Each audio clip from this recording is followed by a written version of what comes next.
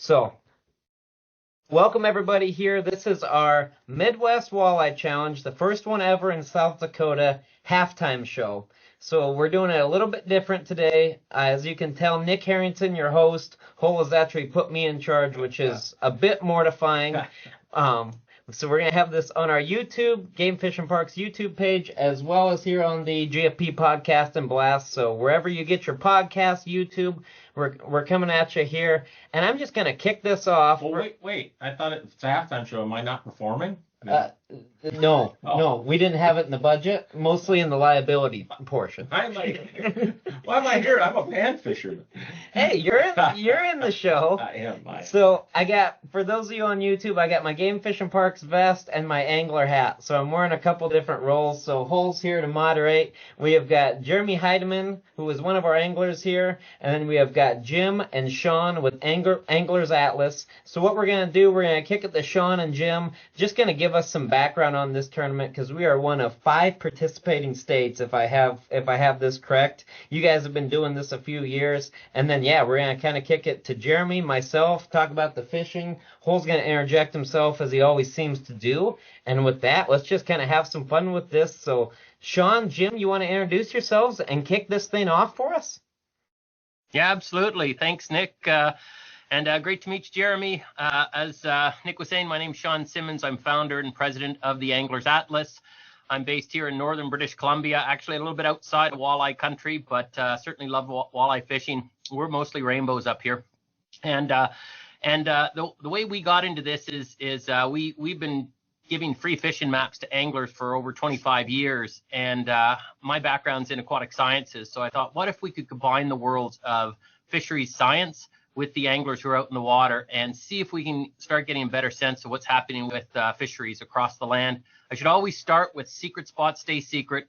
That's a really important part of what we do, making sure that your holes don't get publicized, but yet we can still generate really high quality angler generated data for fisheries managers. And in this case, it's South Dakota.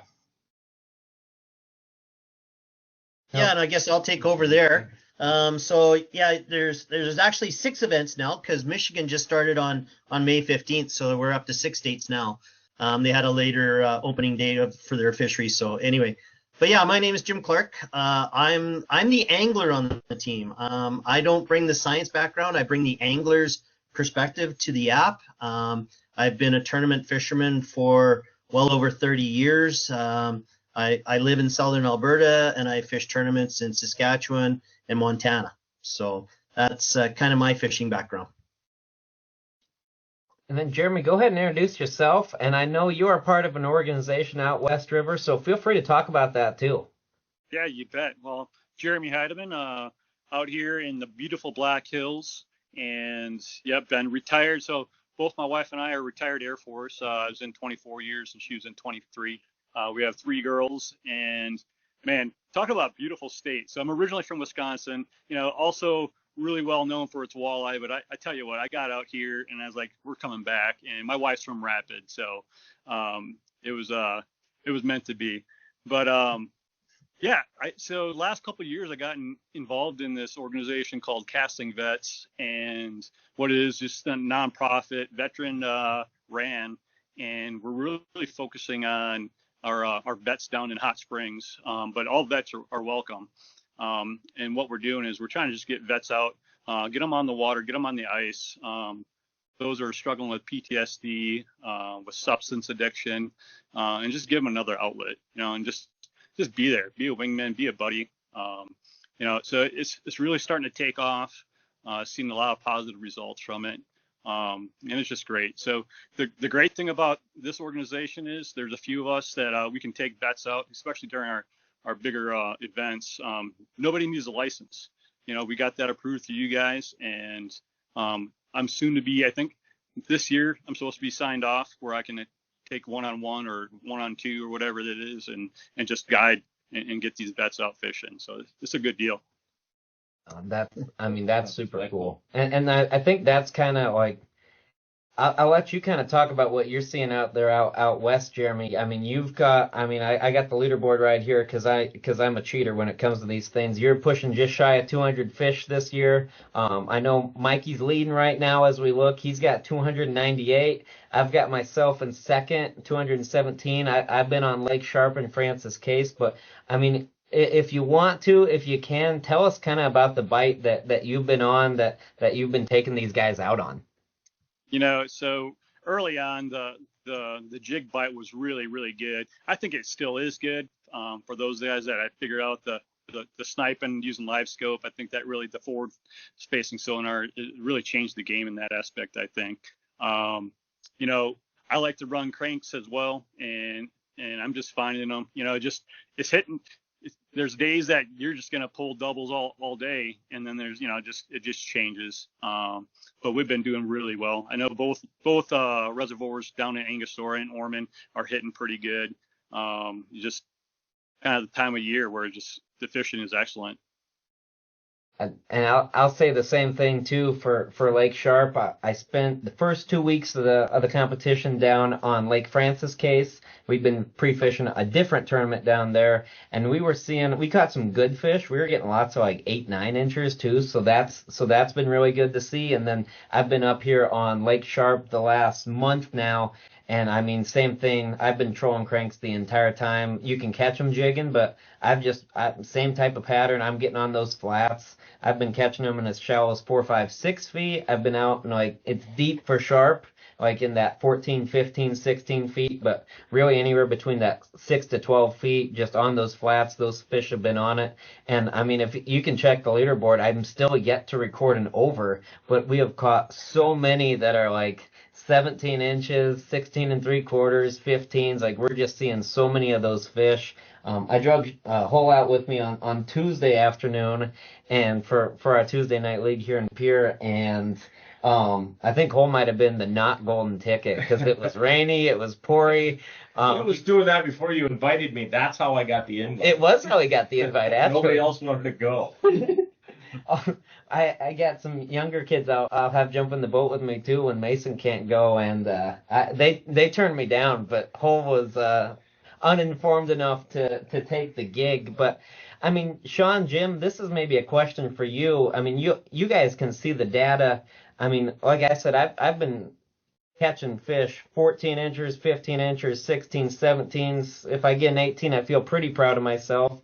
I think Jeremy's got one that's just shy of 22, but I must say you're probably catching kind of the same caliber of fish. But I mean, Sean, Jim, maybe it's a question for you, Sean, but how do we use that data, and what does that data do for our fisheries managers, and how do you interpret that?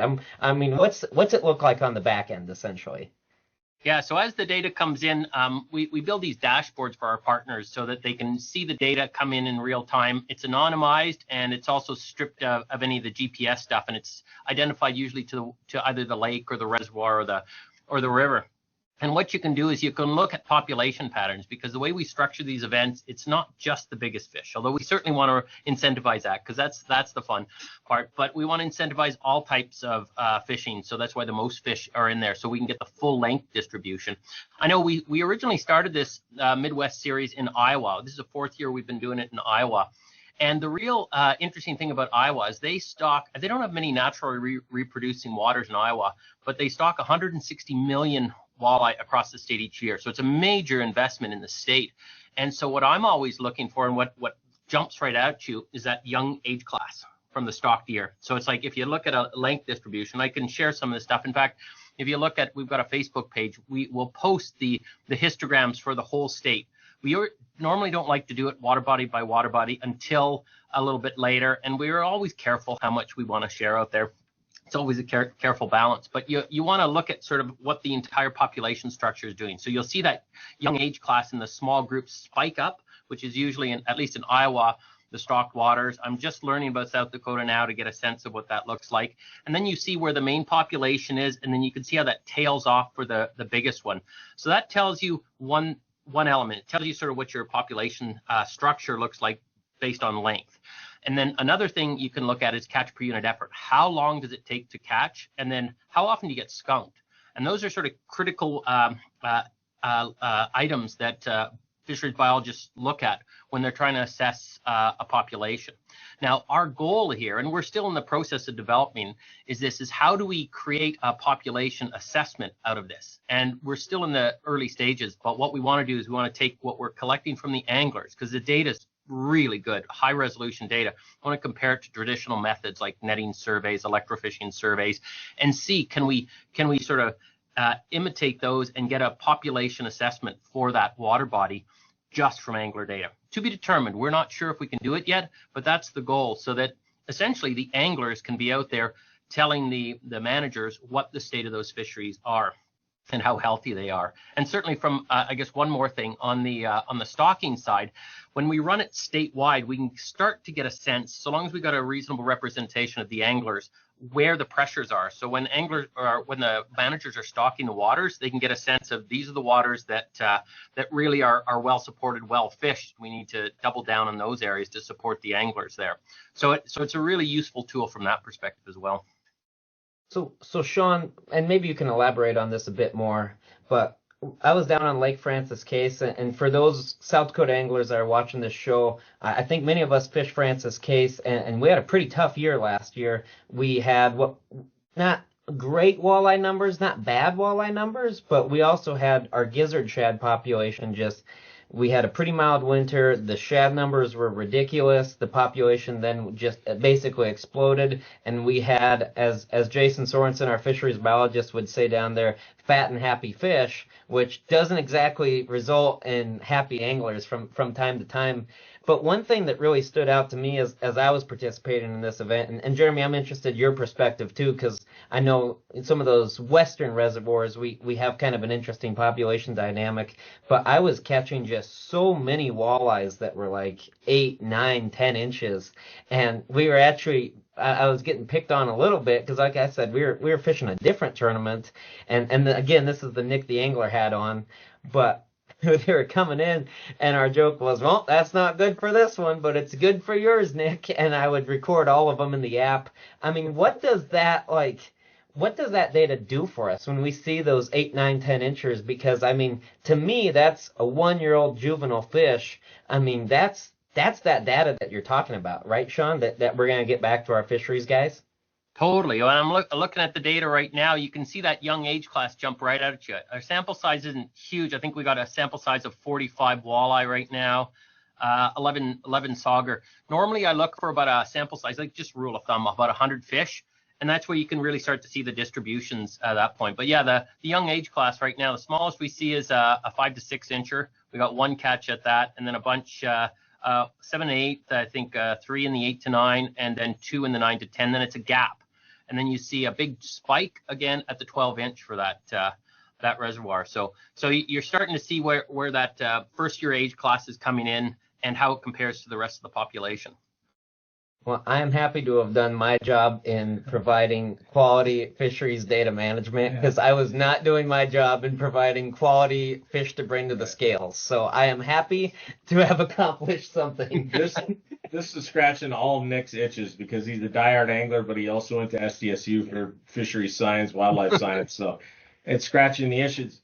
Guys, for a lot of people who are listening and maybe don't know, talk about the process of the tournament and what you have to do. You know, you're in the tournament and how you register fish. For me, I've been in Pier almost 30 years. I fished 5 to maybe 8 walleye tournaments a year and just kind of got out of it just because I was tired of paying to fish when the weather was crappy, and then instead Nick makes me go out when the weather's crappy. That was my bad. Spring, you know, I love shore fishing. It scratches my itch. I love to just go out with my dogs and my daughter and listen to a Twins game and catch fish from shore. For me, it feels like it's 2 fish every time I catch one. Although spring shore fishing has been unbelievable here. But talk about that process, and then I've got a couple other comments and questions we'll go after that. Jim, want to take it? Yeah, sure. So basically a person signs up for a free Anglers Atlas account and then uploads the app and enters the event. Once you're in the event, in this case, we're charging $25 entry fee. But the moment you send your first successful trip, whether it be a fish or a skunk trip, you're going to get a $20 gift card to Discount Tackle, who stepped up and became sponsors for this year. So really, you're in this event for $5. We like Sean alluded to earlier, we incentivize different pricing. Of course, the biggest fish. We're doing, different ones bi-weekly. Every 2 weeks, we're doing draws for skunk trips. We're doing random draws. We're doing random draws of video of releases of fish. That was something that came up in our interviews with anglers last year. They really wanted to see the conservation side of it, or the release aspect highlighted, so that we started that this year. Anyway, so we do those prizes through that way, but that's basically it. You sign up through the app, you pay your entry fee. Once you're in, you go out fishing, you start your trip once you're on the water fishing. Once it's started and you catch your fish, you basically press the button, add a catch. You take a photo, you put in the species name. You can put in the length, but on the back end when it comes in, we have a team of undergrad biology fishery students mainly that verify every single catch. So when you do send a catch, it doesn't show up right away because we are verifying that data in the back end. Every single entry that comes in on all 6 states every day is reviewed by our team. Is it a walleye? Is it a sauger? Is it a sawguy? And is it, I'm going to pick on Nick, is it a 17-inch fish, or is it a 16 3/4-inch fish? And we'll make sure that the measurements are right there. And then it goes to the data. So once they've reviewed it and they press that save button, then it goes live instantaneously to whatever leaderboards and is part of the overall data for the event. So Jim's over here just exploiting that even my tall tales are debunked and fact checked in this app. Jeremy, I kind of want to kick it to you because, like I said, I got the GFP vest on, I got the angler hat on, I'm wearing it all right now. I mean, from your perspective, and I mean, I know you got the guys on the call, but what's it been like for you recording your fish? I mean, app usage. I mean, what's your experience been? Good, bad, ugly? Take it away, man.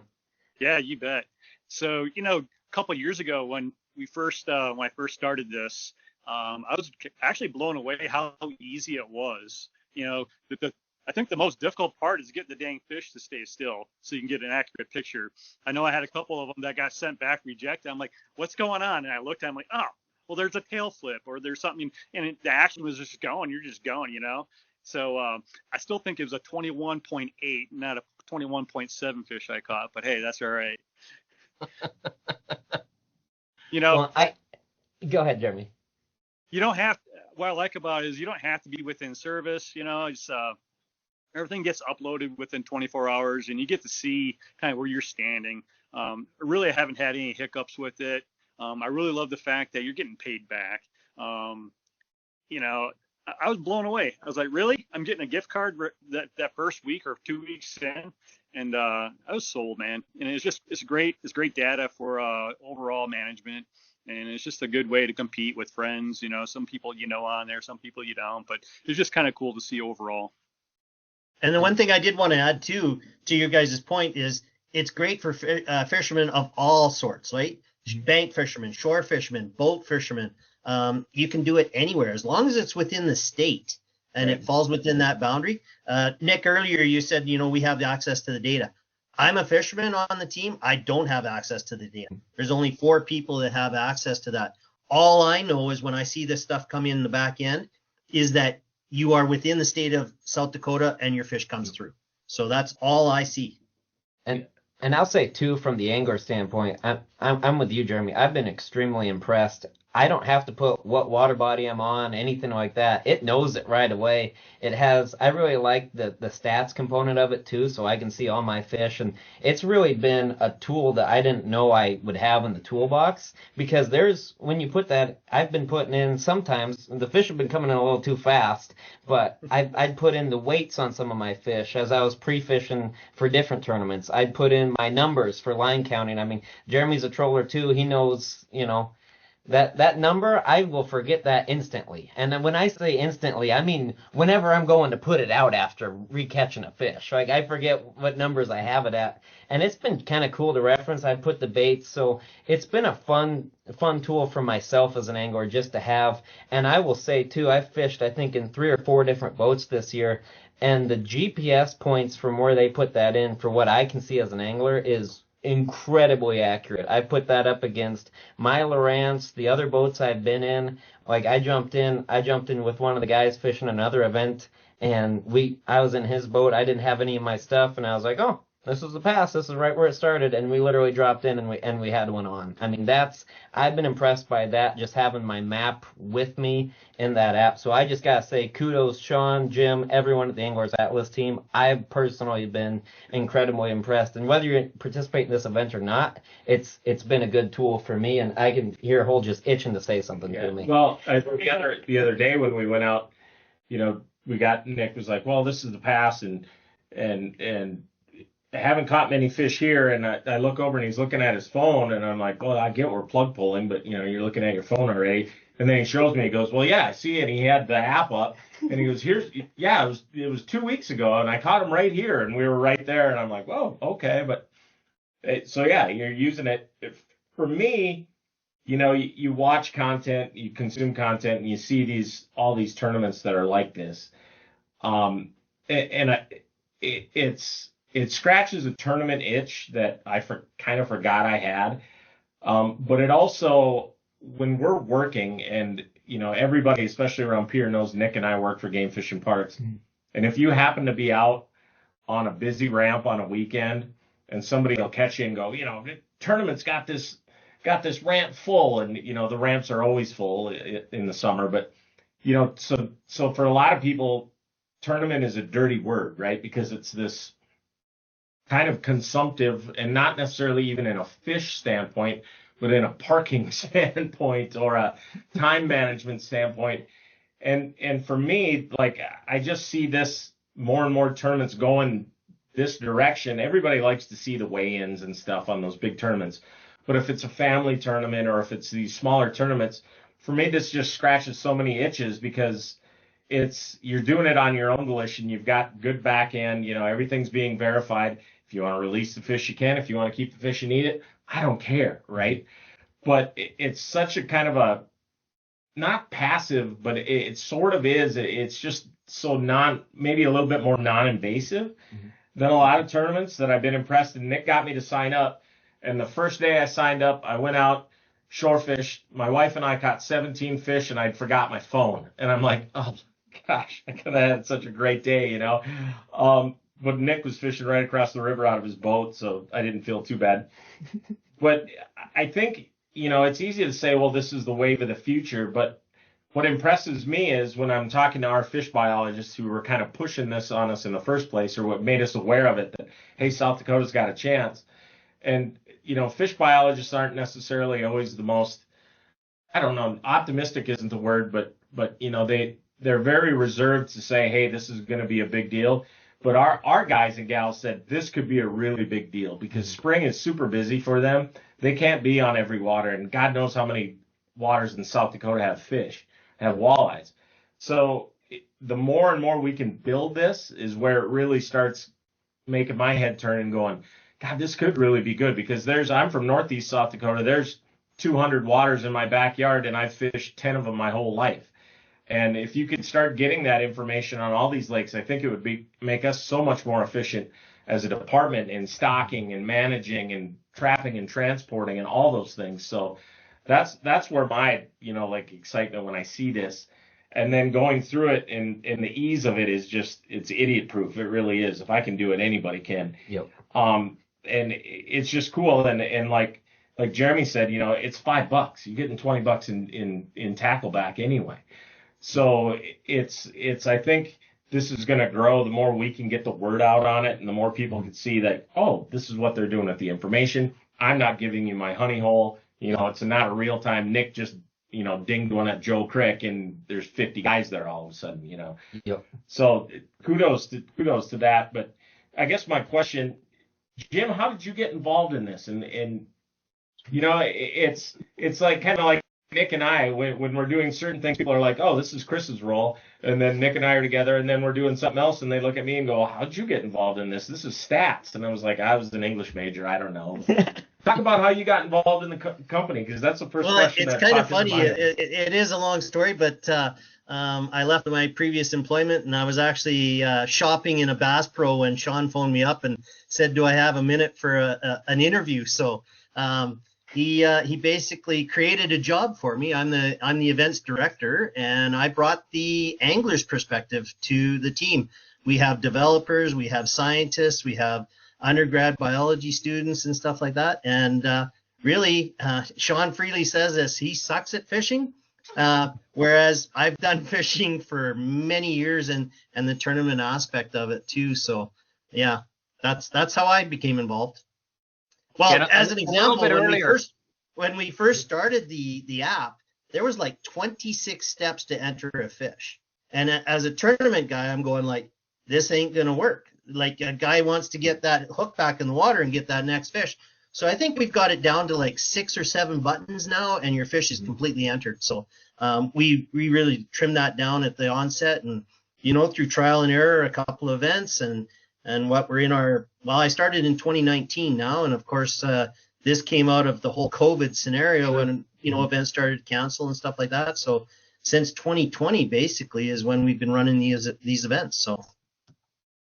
And I will add in also, I first met Jim through the Alberta Fish and Game Association. I think you were the chair of the hunting committee, but previously fishing, and then your local fish and game club. I think I went and presented there in Calgary a couple of times. But really figuring out how you build that connection between the scientific community and the angling community, that's the mission. And we're just really getting started. We're still just at the early stages of trying to figure out how to build those relationships well. One of the things we added this year was the feed. Now, I don't know how it's being received by the anglers. So what we've got is one of our fisheries students. Well, actually, she's recently graduated, but she's actually reaching out to anglers. So if any of the anglers out there get a call from Paige or get an email from Paige or for Jim asking for a discovery call, the purpose is us to just jump on a call and just have a conversation to see good, bad, or ugly. Is it hitting your sweet spots? Are we missing something? What do we need to do to really cultivate and strengthen that relationship? Because if you think about the traditional fishing tournaments, there's all sorts of touch points you have with other folks fishing there. There's the campgrounds on the pre-fish. There's the boat ramp, the boat launch, basically, where it could be a little tense. There, you're out in the water seeing people. You're back at the award ceremony. You see people.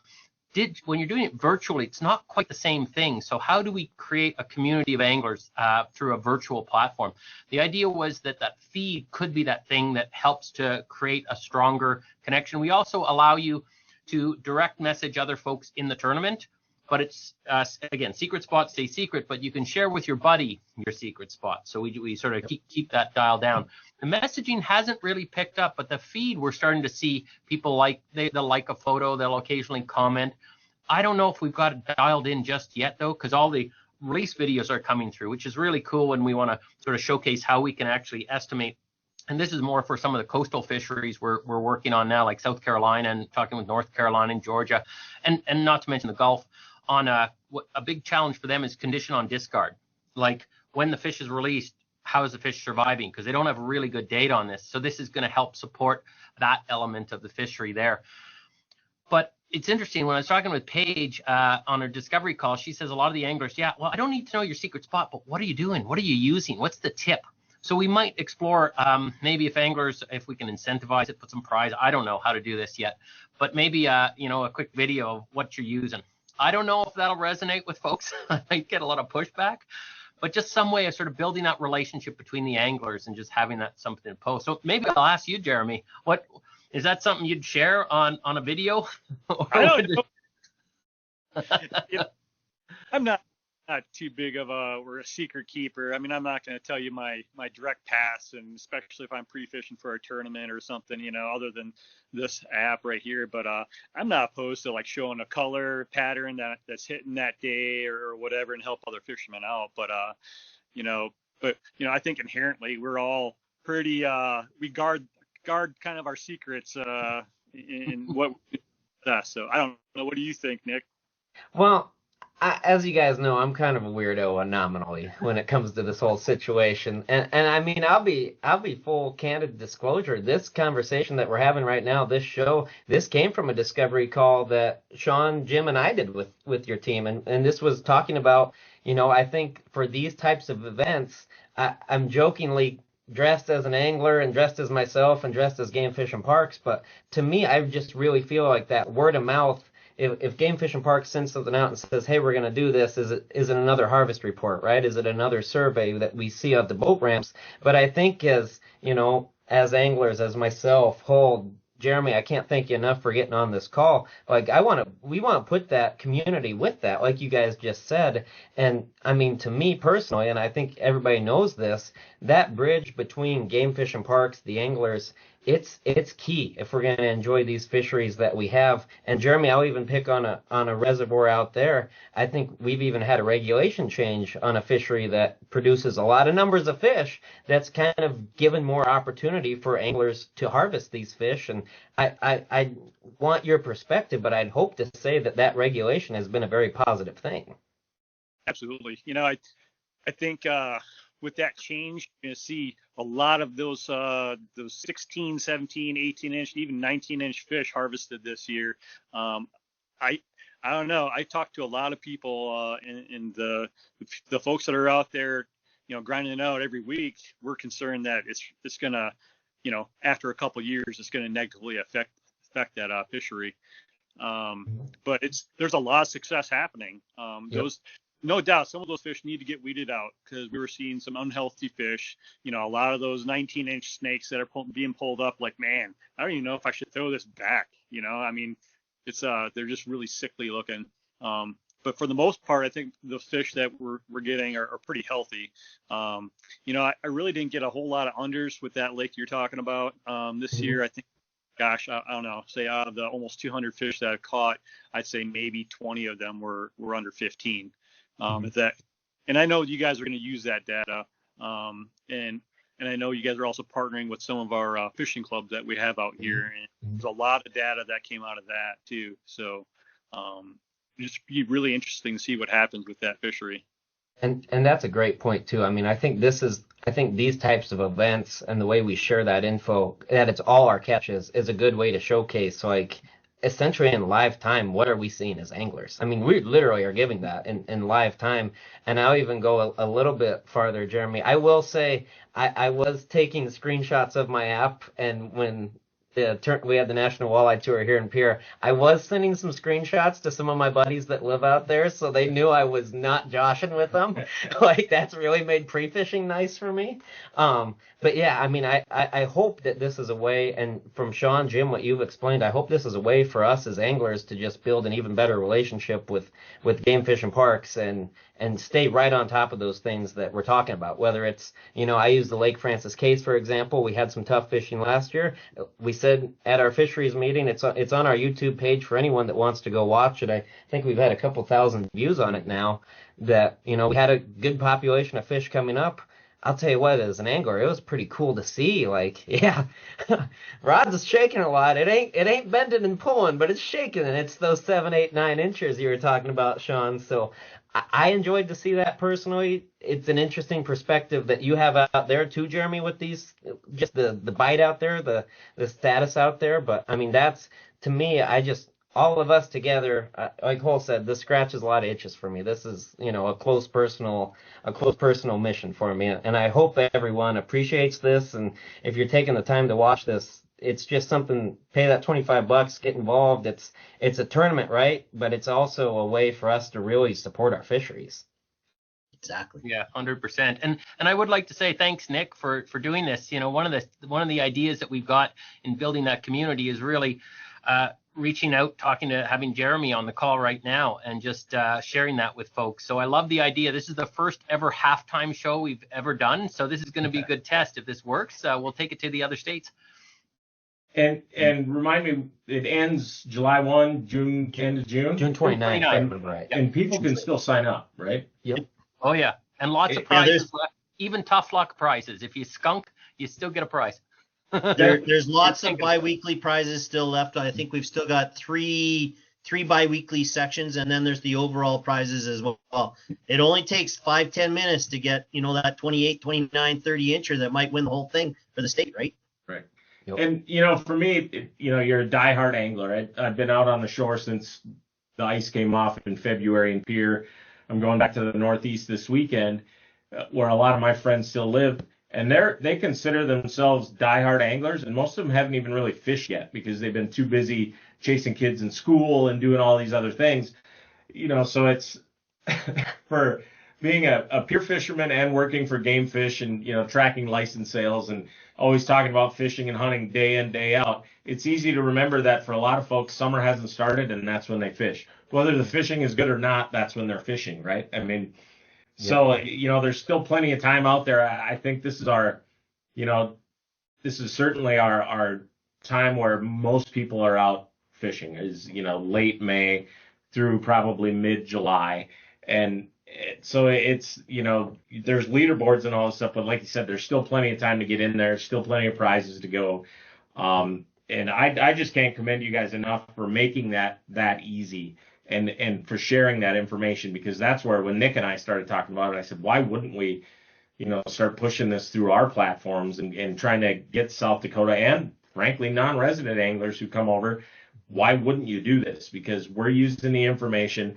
It's non-invasive. It's so easy to do. You're literally 4 or 5 buttons, and I think it took me longer to sign up because sometimes I'm an idiot, but I don't know why you wouldn't do it. And for more people that we can get out there and get it in front of them, I just think this thing's going to grow and grow. I really do.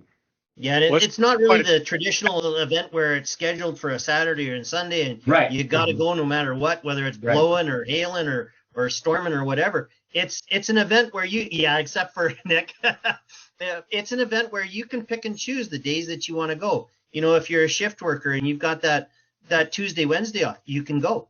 If you've got the weekend off and it's blowing like a banshee on Saturday, you know what? You can reschedule and maybe go on Sunday evening or whatever. It's up to each and every angler. I think, Jeremy, you were like the first one to record. You had the lead on day one, didn't you? I think so, yeah. We pretty fortunate to be able to fish quite a bit. So I took a week off pre-fishing for a tournament, and it just lined up perfectly. So, and talk about numbers. Last year, what did we have? Was it like 20 or 30 folks that got entered into this? And this year's like 94. Yeah. Yeah. Increments. We're almost at 100. Yeah. Yeah.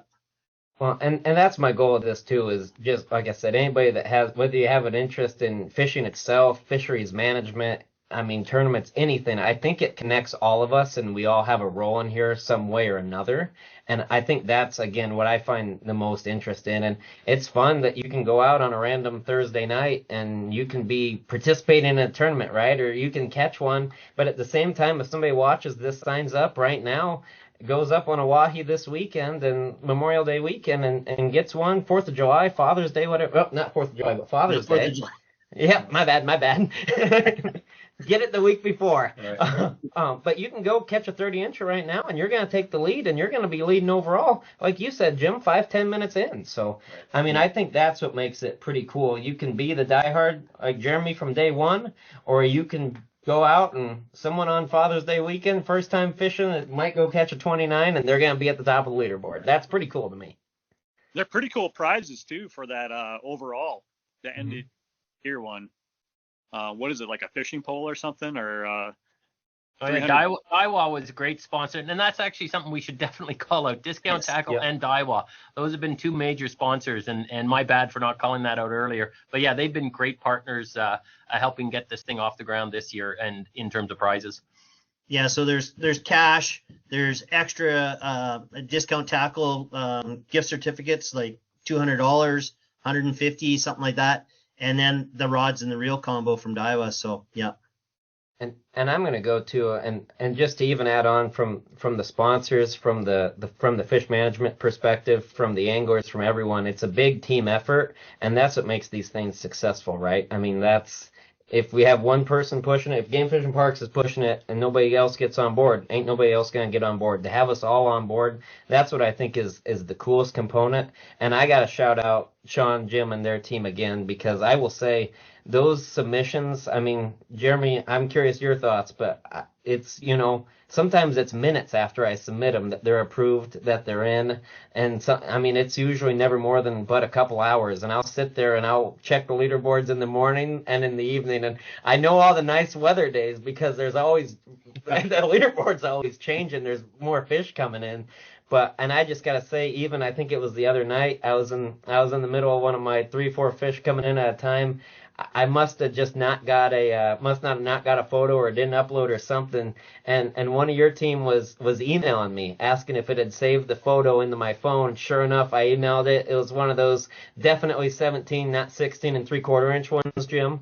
And I mean, I sent that picture and they had that one pending approval and bang, it was in there. So, I mean, it's between the data integrity, the customer service, the responsiveness. I've just been incredibly impressed. So I just got to commend everyone there. Well, that's good to hear. I'll make sure I pass that on. Yeah, each week we review our catch team. We got 2 catch team leads, and Nadine always gives us an update. What was our average time to respond? And so that's something we're always looking at, because you can't always get to it right away, but the goal is to do it as often as you can, right? I think you guys have been doing great from the perspective I've seen. I mean, we've been here we probably talked here 20, 30 minutes. I mean, Jeremy, anything from your angler perspective as we kind of wrap this thing up? I mean, what are your thoughts here as we head into the second half? I'm just excited to get that, that 28, 29 incher, man. No, it's been great. I really love the competition camaraderie for a couple of my friends that I have on there. That's great getting to know you guys, Jim, Nick, Sean. Thanks again for everything that you guys are doing and just making this a fun event and one that's going to hopefully produce good results for us here in the years to come. No, thank you, Jeremy. Thanks for getting on, giving that angler perspective, and you got some cool things going on out west too. So I just got to commend you guys for that. Yeah. That's some cool stuff. And everybody check out Jeremy Castanvets. I mean, we're working together here. We're supporting everybody. So, yeah. I mean, Sean, Jim, anything as we kind of wrap this up? If you had like one take home to anyone on the fence about this, what would you tell them? What be my salesman here? Sign up and go fishing. And lots enter of prizes every left. fish. Yeah.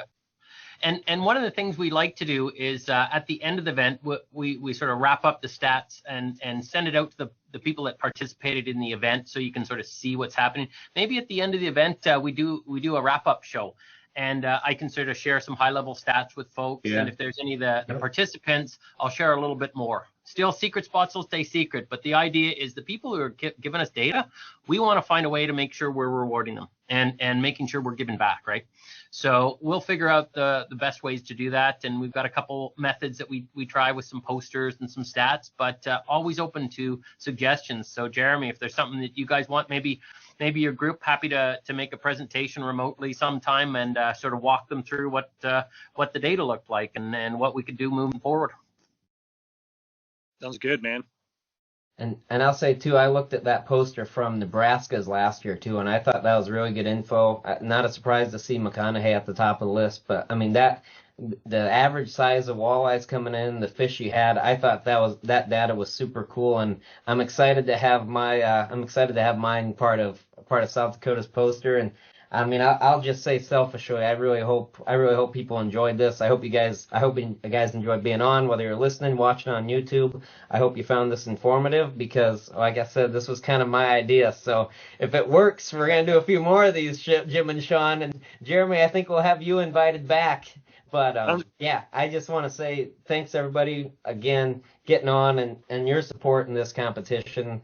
I say competition loosely, but really what it is, it's just all of us working together to have fun out on the water, improve fisheries management. And like I said, anybody that knows me knows that's like the most important thing to me, and to see it all come together. This has been really cool for me to be a part of on all aspects. So thanks, everybody there. Anything to up to 97 in South Dakota. I just checked. Let's get to 100 with this show, you guys. Let's get to 100. Yeah, no, I echo it, and I think, again, for me is I'll be interested to see. I was going through some of the, the release and some of that. The only thing that fishermen like to do more than fish is talk about fishing, whether it's positive or negative, right? If you caught them, we're doing everything right. If you didn't catch them, by God, GFP isn't doing their job or whatever. This lake is fished out. I like that part of it, and even some of the negative stuff, you take with a grain of salt or you learn something. But I like that community thing. That's, to me, there's maybe the one thing that I hope to see take off a little bit more, and people sharing and talking a little bit more in kind of a forum kind of style. So I think it's just onward and upward. And I think, next year, hopefully at this time, we're talking 500-600. And that's when we're really starting to see that data come in and really start seeing, oh, this is working, right? And people can have a little bit of ownership in that. Well, you guys didn't even know there were big walleyes in Drywood Lake or whatever, and kind of get that push. I just, in my gut, which is usually right when it comes to this kind of stuff, is I think next year at this time we're going to be talking about a whole different, a lot bigger group of folks. So, thanks, guys. Very cool. Alrighty, and with that, we're going to kick off the second half here. If you are not already, get signed up. It's the My Catch app, angleratlas.com. And again, we've got all this info on our website and our email. Check it out. It's super easy. If me and Hole can do it, anybody can do it. Get in, get out, get fishing. Summer is pretty much here. I mean, we've got the bulk of the good fishing coming up. I hope everybody gets out, has fun, gets their catches submitted. And I want to see a couple numbers that start with 3, too. I know it's not all about the big fish, but we got some big fish in South Dakota that I think are waiting to show out. Yeah, and we got some good anglers signed up. So it's time, and I'll put pressure on myself because I need to at least crack the 20-inch mark so far. So with that, thanks again for your time, guys. Thanks everybody who watched, listened. Let us know what you think of it, and hopefully we have a lot more of these coming up. Thanks, Nick. Thanks, Nick. Thanks, Jeremy. Guys.